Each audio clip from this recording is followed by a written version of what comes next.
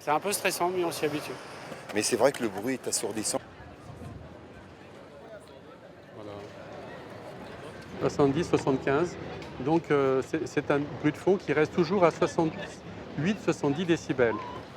Toute la surface de la plage est réfléchissante, donc ça veut dire que le son rebondit en fait sur le sol et est magnifié, est augmenté en niveau, évidemment, naturellement, si je puis dire. On a des façades qui, elles, sont réfléchissantes, évidemment. On a exactement tout faux dans ce lieu.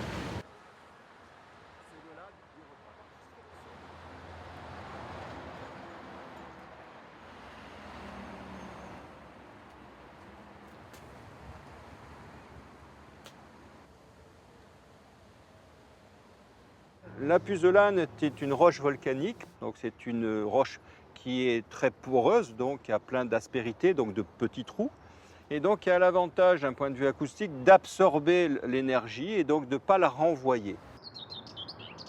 Beaucoup d'oiseaux, on les entend bien, c'est très agréable.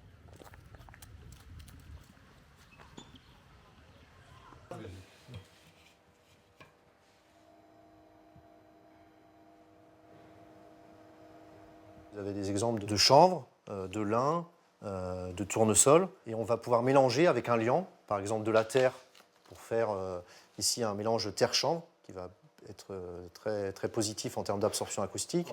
On va optimiser les performances acoustiques, avoir de très très bonnes performances. On va être plus isolant qu'absorbant. C'est très inspirant en fait pour nous de voir tout ce qui a pu être testé et de se dire avec ça on pourrait créer des murs nouveaux, d'un nouveau genre en fait.